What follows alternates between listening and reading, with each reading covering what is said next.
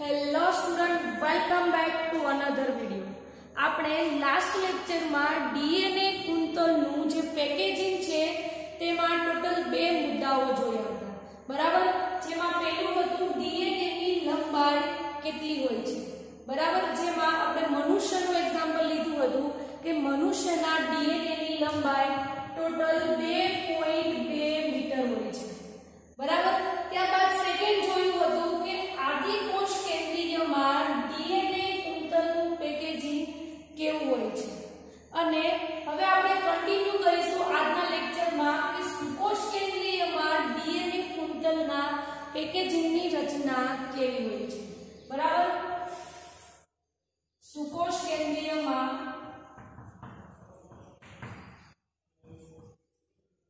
DNA કુંતલનું packaging. હવે આપણે આ સુકોષ કેન્દ્રીય અને આદિકોષ કેન્દ્રીયના કુંતલના પેકેજિંગની જો આપણે કમ્પેર કરીએ તો આદિકોષ કેન્દ્રીયનું જે પેકેજિંગ હોય છે તે એકદમ સરળ હોય છે, બરાબર, જે આપણે લાસ્ટ લેક્ચરમાં જોયું હતું। હવે સુકોષ કેન્દ્રીયનું જે પેકેજિંગ હોય છે તે પેકેજિંગ થોડું એવું જટિલ જોવા મળે છે, બરાબર। હવે કેવી રીતે જટિલ જોવા મળે છે તે જોઈએ તો આદિકોષ કેન્દ્રીયમાં જે પેકેજિંગની રચના હતી સેમ પહેલા બે સ્ટેપ એવા જ આવશે કે ડીએનએ કેવું હોય છે, ઋણ વીજભારિત। ડીએનએ હંમેશા ખાસ યાદ રાખજો ઋણ વીજભારિત જ જોવા મળશે, પછી ભલે આદિકોષ કેન્દ્રીયમાં હોય કે સુકોષ કેન્દ્રીયમાં હોય, ડીએનએ ઋણ વીજભારિત જ હશે,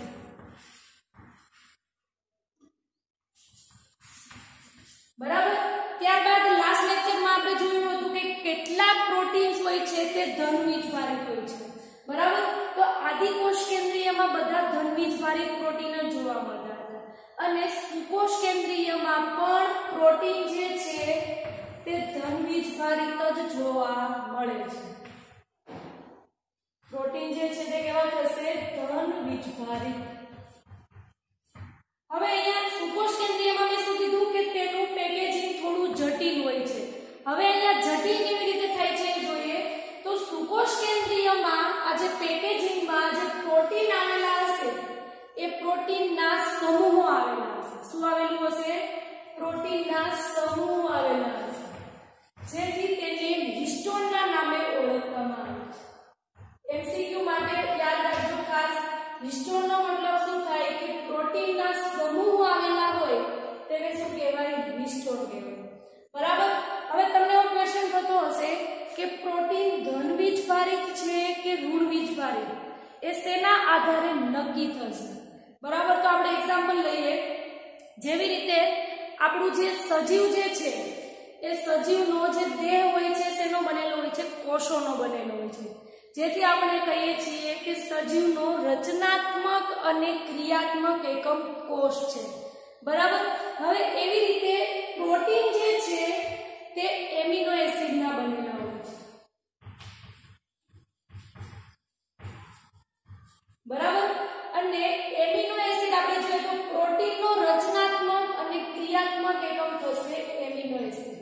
જેવી રીતે ફરીથી રિપીટ કરું છું, સજીવનો રચનાત્મક અને ક્રિયાત્મક એકમ કોણ છે? કોષ છે, કારણ કે સજીવનો જે શરીર હોય છે અથવા તો કહી શકાય કે સજીવનો જે દેહ હોય છે તે શેનો બનેલો હોય છે? કોષોનો બનેલો હોય છે।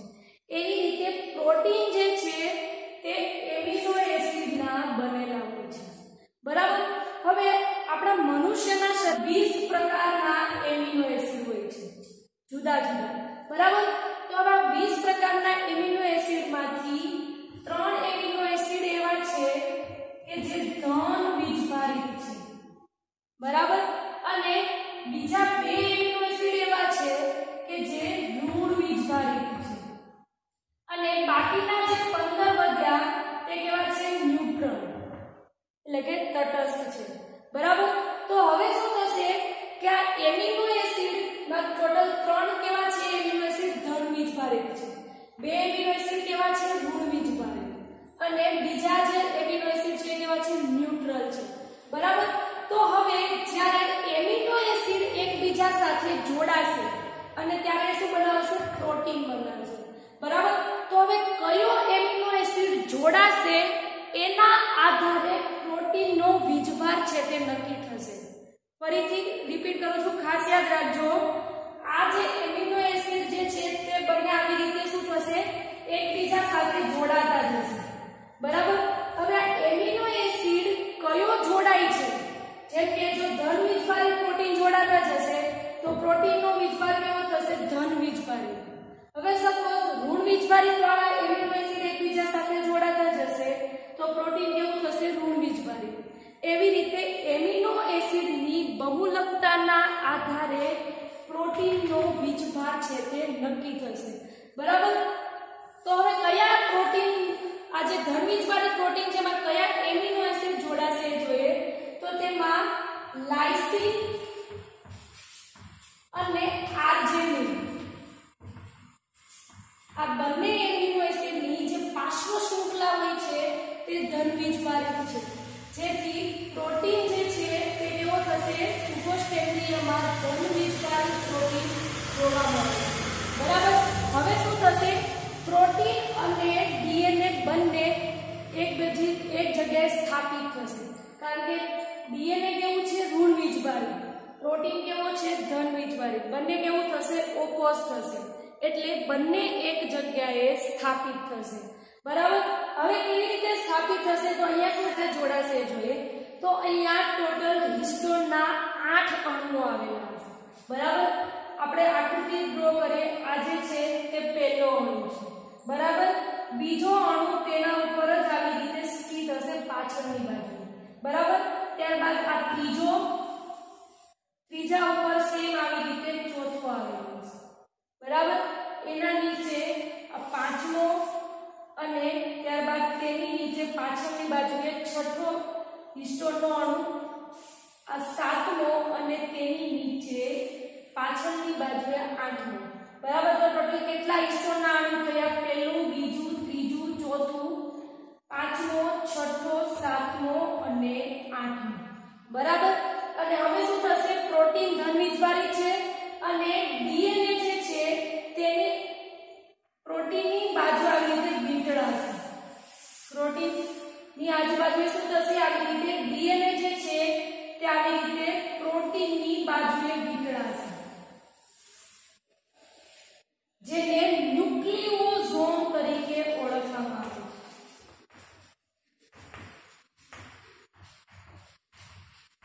ફરીથી રિપીટ કરું છું, આદિકોષ કેન્દ્રીયમાં જ્યારે ડીએનએ અને પ્રોટીન બંને એક જગ્યાએ સ્થાપિત થતા હતા તેને શું કહેવાય છે, ન્યુક્લિઓઇડ. બરાબર. અને જ્યારે સુકોષ કેન્દ્રીયમાં ડીએનએ અને પ્રોટીન બંને એક જગ્યાએ સ્થાપિત થશે તેને શું કહેવાય, ન્યુક્લિયોઝોમ. બરાબર. હવે આપણે જોઈએ કે આ પ્રોટીન અને ડીએનએ છે આ બંનેને જકડી રાખવા માટે એક બાજુમાં H1 નામનો પ્રોટીન આવેલો છે. બરાબર. એ શું કરશે, ડીએનએ ને અને પ્રોટીનને એકબીજા સાથે જકડી રાખવા માટે આધાર આપશે. બરાબર. હવે જોઈએ કે આ હિસ્ટોનના કયા કયા અણુઓ આવેલા હોય છે. બરાબર. તો આ બે જે છે તે H2A છે, જેની સંખ્યા કેટલી છે, 2 છે. આ પહેલું અને બીજું. બરાબર. ત્યારબાદ આ બે જે છે તેને H2B કહેવાય છે, તેના પણ ટોટલ કેટલા સમૂહ આવેલા છે, 2. બરાબર. ત્યારબાદ આ પાંચમું અને છઠ્ઠું જે છે તેને H3 કહેવાય છે, એટલે કે H3 નો અણુ આવેલો છે. બરાબર. અને તેની સંખ્યા પણ કેટલી છે, 2. ત્યારબાદ સાતમું અને આઠમું જેને H4 કહેવાય છે. બરાબર. અને તેની સંખ્યા પણ કેટલી છે, 2. તો આવી રીતે ટોટલ હિસ્ટોનના 8 અણુઓ આવેલા હોવાથી તેને હિસ્ટોન ઓક્ટામર કહે છે.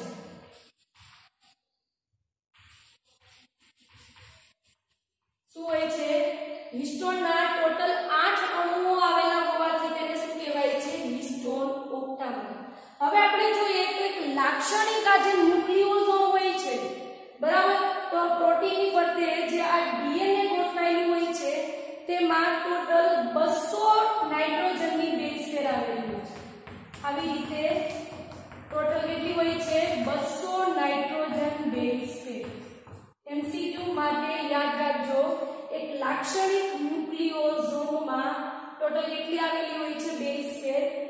272 આવેલી હોય છે। હવે આપણે ચોથો મુદ્દો જેનું નામ છે ક્રોમેટિન। ક્રોમેટિનની આપણે વ્યાખ્યા લખવી હોય તો ક્રોમેટિન જે છે તે આપણે સુકોષ કેન્દ્રીયમાં જે ન્યુક્લિયોસોમ આવેલા હોય છે આ ન્યુક્લિયોસોમ હવે શું થશે કોષ કેન્દ્રની અંદર પુનરાવર્તિત થતા રહેશે। બરાબર આકૃતિ દ્વારા સમજીએ કે આ જે છે તે ન્યુક્લિયોસોમ છે। બરાબર તો હવે આવા ન્યુક્લિયોસોમ કોષ કેન્દ્રમાં પુનરાવર્તિત થતા રહેશે એટલે કે રિપીટ થતા રહેશે। આ ન્યુક્લિયોસોમ છે આ ન્યુક્લિયોસોમ છે આવી રીતે કોષ કેન્દ્રની અંદર ન્યુક્લિયોસોમ રિપીટ થતા રહેશે। બરાબર અને આ બધા ન્યુક્લિયોસોમ જે છે તે આવી રીતે બધા એકબીજાને કનેક્ટેડ હશે જેને ક્રોમેટિન તરીકે ઓળખવામાં આવે છે। ફરીથી રિપીટ કરું છું ક્રોમેટિનની વ્યાખ્યા લખવી તો શું લખવાનું કે કોષ કેન્દ્રની અંદર આ જે ન્યુક્લિયોસોમ જે છે તે શું થતું હોય છે પુનરાવર્તિત થતા હોય છે। બરાબર અને આ બધા ક્રોમોસોમ એકબીજાથી કનેક્ટેડ હોય છે જેને શું કહેવાય છે ક્રોમેટિન। હવે જોઈએ ક્રોમનો મતલબ થાય કલર અને ટીનનો મતલબ થાય સ્ટેઇન જેને આપણે ગુજરાતીમાં કહીએ છીએ અભિરંજક। તો હવે શું થશે કે આ જે અભિરંજક જે છે એ શું થશે કોષ કેન્દ્રની અંદર જે ન્યુક્લિયોસોમ જે છે તે અભિરંજકની રચના સ્વરૂપે જોવા મળશે। અભિરંજકની રચના સ્વરૂપે એટલા માટે કે જ્યારે તેને ઇલેક્ટ્રોન માઇક્રોસ્કોપમાં જોવામાં આવશે ત્યારે તેની રચના એવી દેખાશે ક્રોમેટિનની રચના કે આ જે છે તે દોરી છે અને દોરીની અંદર આવી રીતે મણકા કોરવેલા હોય તેવી રચના ક્રોમેટિનની દેખાશે। એમસીક્યુમાં કદાચ પૂછે કે ક્રોમેટિનની રચના કેવી હોય છે તો તેમાં શું આવશે દોરીની અંદર મણકા કોરવેલા હોય એવી રચના ક્રોમેટિનની હોય છે। બરાબર હવે આપણે જોઈએ કે જે દોરીમાં કોરવેલા જે મણકા છે એટલે કે જે ન્યુક્લિયોસોમ જે છે પણ ન્યુક્લિયોસોમ હવે પુનરાવર્તિત થશે એને શું કહેવાય છે હવે ક્રોમેટિન।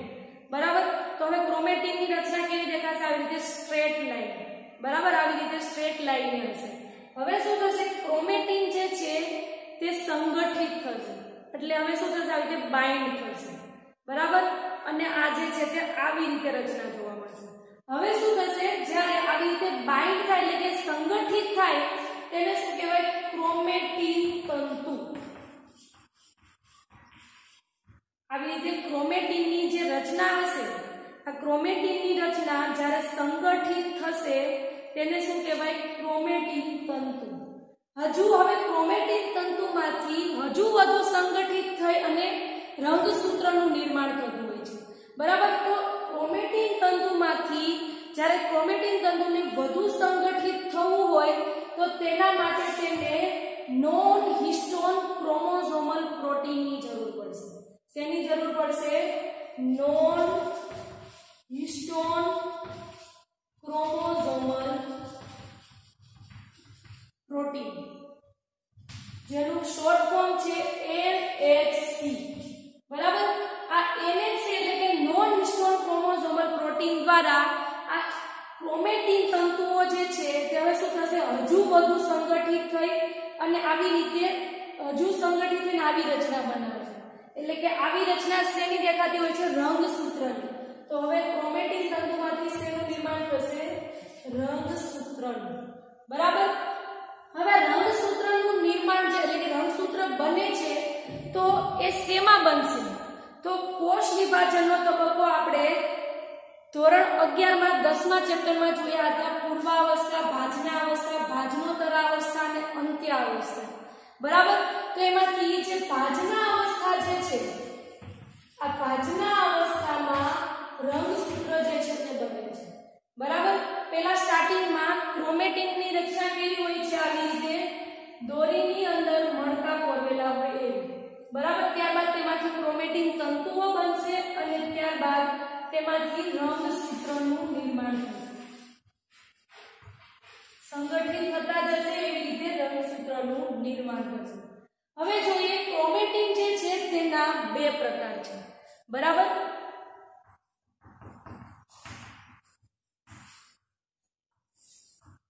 જેમાં પહેલું છે યુક્રોમેટિન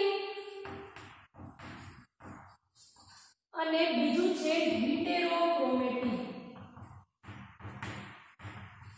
જે યુક્રોમેટિન છે શિથિલ રીતે ગોઠવાયેલા હોય છે, બરાબર, શિથિલ રીતે ગોઠવાયેલા હોય. શિથિલ રીતે મતલબ શું થાય કે થોડા એવા છૂટા છવાયા ગોઠવાયેલા હોય છે. અને જ્યારે યુક્રોમેટિન જે છે તે થોડા એવા આછા અભિરંજિત હોય છે. કેવા હોય છે? આછા અભિરંજિત હોય છે. અને યુક્રોમેટિન જે છે તે શિથિલ રીતે ગોઠવાયેલા હોવાથી પ્રત્યાંકન માટે તે સક્રિય હશે. પ્રત્યાંકન એટલે કે જે ડીએનએ માંથી એમઆરએનએ નું નિર્માણ થાય છે તે કઈ પ્રક્રિયા દ્વારા થાય છે? પ્રત્યાંકનની પ્રક્રિયા દ્વારા. તો યુક્રોમેટિન જે છે તે આ પ્રત્યાંકનની પ્રક્રિયા કરવા માટે સક્રિય હશે. શું કામ? એ કારણ કે થોડા એવા છૂટા છવાયા ગોઠવાયેલા હશે, એટલે કે શિથિલ રીતે ગોઠવાયેલા હશે અને તે આછા અભિરંજિત હશે, બરાબર. તો આ થયું યુક્રોમેટિન. હવે જોઈએ હિટેરોક્રોમેટિન.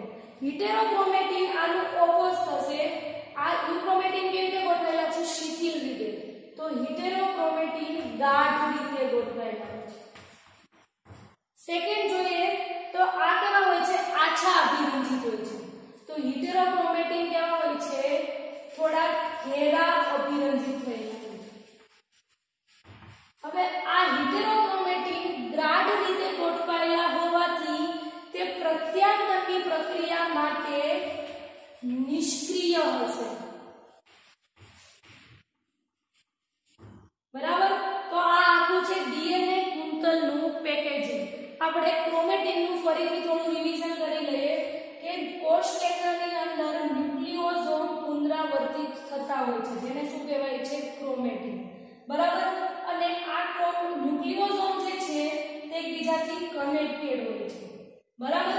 હવે આ ક્રોમેટિનની રચનાને આપણે ઇલેક્ટ્રોન માઇક્રોસ્કોપમાં જોઈએ તો એની રચના કેવી દેખાશે? કે દોરીની અંદર મણકા પોરવેલા હોય એવી રચના. ત્યારબાદ હવે શું થશે કે ક્રોમેટિન જે છે તે હવે સંગઠિત થશે. ત્યારબાદ તે શેનું નિર્માણ કરશે? ક્રોમેટિન તંતુઓનું. ક્રોમેટિન તંતુઓને હજુ વધુ સંગઠિત થવા માટે નોન હિસ્ટોન ક્રોમોસોમલ પ્રોટીનની જરૂર છે. આ નોન હિસ્ટોન ક્રોમોસોમલ પ્રોટીન દ્વારા ક્રોમેટિન તંતુમાંથી રંગસૂત્ર જે છે તે બને છે, બરાબર. અને આ રંગસૂત્ર ક્યાં બને છે? ભાજના અવસ્થામાં. ત્યારબાદ ક્રોમેટિન જે છે તેના બે પ્રકાર છે, યુક્રોમેટિન અને હિટેરોક્રોમેટિન. યુક્રોમેટિન શિથિલ રીતે ગોઠવાયેલા હોય છે અને આછા અભિરંજિત હોય છે, પ્રત્યાંકન માટે સક્રિય હોય છે.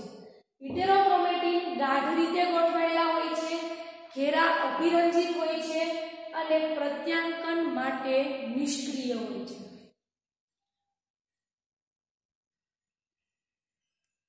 આ જે છે તે ટોટલ 20 એમિનો એસિડના નામ છે, જેમાં તટસ્થ એમિનો એસિડ કયા છે, ધન વીજભારિત કયા એમિનો એસિડ છે અને ઋણ વીજભારિત કયા છે, બરાબર. તો પહેલા જોઈએ આપણે તટસ્થ એમિનો એસિડ કયા કયા છે. તો alanine, એસ્પાર્જિન, cysteine, ગ્લુટામિન, lysine, leucine, આઇસોલ્યુસીન, methionine, ફિનાઇલ એલેનિન, પ્રોલિન, સેરિન, થિયોનિન, ટ્રિપ્ટોફેન, ટાયરોસિન અને વેલાઇન. આ બધા એમિનો એસિડ જે છે તે તટસ્થ છે, બરાબર. ત્યારબાદ જોઈએ ધન વીજભારિત કયા છે. તો લાઇસિન, આર્જેનિન, જે હમણાં આપણે સુકોષ કેન્દ્રીયમાં જે આપણે જોયું હતું કે લાઇસિન અને આર્જેનિન આ બંને એમિનો એસિડ જોડાતા હતા અને પ્રોટીન જે છે તે ધન વીજભારિત થતું હતું, બરાબર. અને ત્યારબાદ હજુ ત્રીજો એમિનો એસિડ છે હિસ્ટીડિન, જે પણ ધન વીજભારિત છે, બરાબર. ત્યારબાદ ઋણ વીજભારિત વાળા પ્રોટીન છે એસ્પાર્ટિક એસિડ અને ગ્લુટામિક એસિડ, બરાબર.